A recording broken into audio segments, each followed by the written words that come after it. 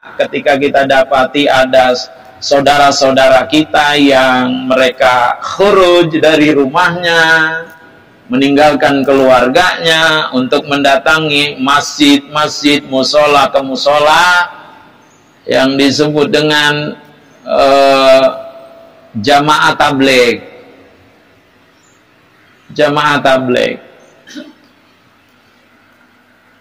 Dia itu masuk ke satu masjid, tidak boleh menyampaikan hal yang berhubungan dengan politik. Nggak boleh. Saya pernah baca tuh yang disepakati oleh mereka dari atasannya, mengajak orang dalam rangka ihya sunnah, menghidupkan sunnah-sunnah Nabi. Ya, begitu dia tidur misalnya di masjid, tidurnya berbaring menghadap ke kiblat, melaksanakan seluruh sunnah-sunnah Nabi, menjaga sunnah Nabi berupa qobliyah ba'diyah. Tuh, kemudian selalu mengamalkan yang namanya bersiwak. Beliau kalau mau tinggal beberapa hari di masjid, itu pimpinannya datengin DKM-nya, minta izin, saya akan tinggal sekian hari. Nah, kadang-kadang kita dibekali, dihadiahkan berupa siwak, terus sama minyak minyak wangi. Tuh, sering bawa dan jamaah kita didatangi mereka. Nah, mereka ketika mengikuti majelis ilmu, mereka ngeriung, kumpul. Ya, jadi majelisnya dibikin halakoh. Halakoh itu riungan. Nah, kumpul tuh. Ntar yang di belakang temennya, ada yang di depan, di belakang. Kemudian temennya punggungnya rada pegel, kepala rada pusing, mata ngelenggutan itu temennya yang belakang suka ngapain itu? Mijit-mijit, liung. Mereka selalu menjaga banget yang namanya sholat berjamaah di masjid. Dikenal dengan sebutan majelis al-jamaah tabligh. Dan beliau jamaah itu mendapatkan tantangan yang luar biasa. Mereka kan datang ke rumah-rumah dengan berpakaian, mereka sunnah-sunnah Nabi dijaga banget. Pakai celana di atas apa itu? Di atas betis. Mereka selalu pakai sorban yang di kepala itu, yang bundar. Ya, datang. Nah, kemudian mereka memelihara, menjaga apa itu? Jenggot. Dijaga itu mereka. Nah, tantangan apa yang mereka hadapi? Ya, mereka dianggapnya jamaah salafi.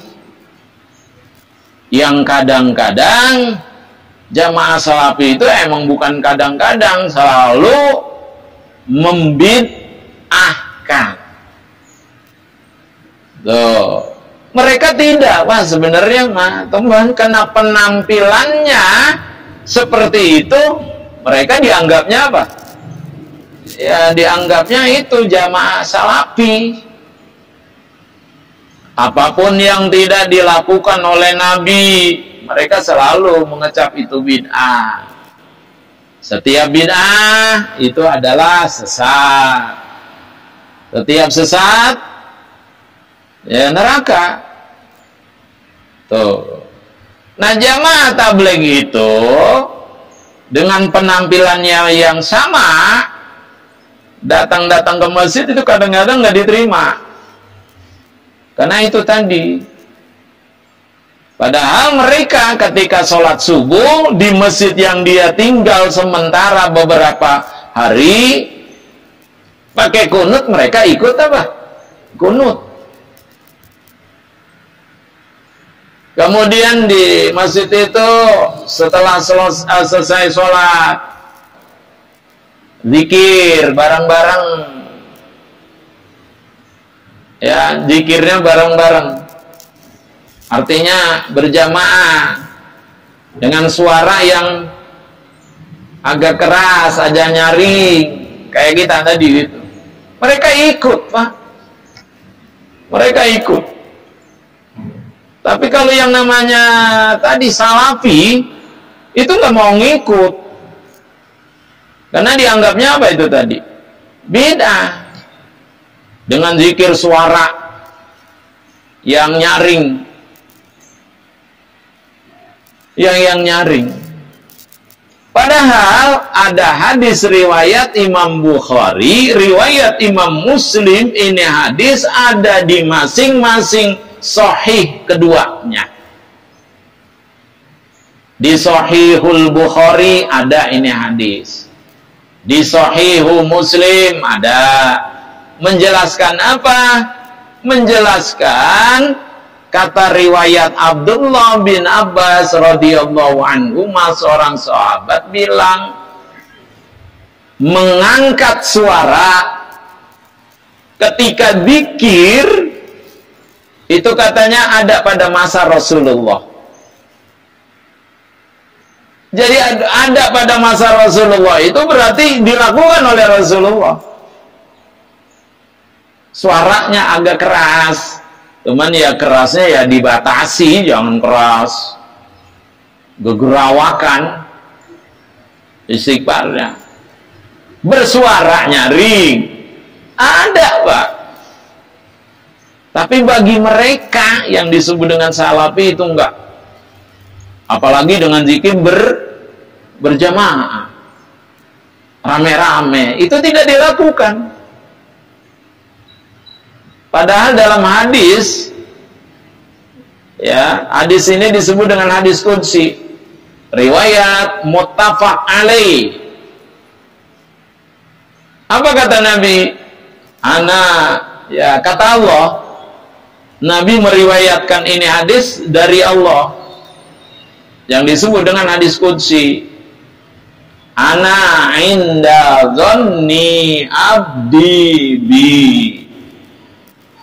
Ana, saya, kata Allah, inda dhanni abdi bi, bagaimana sangkaan hambaku kepada aku.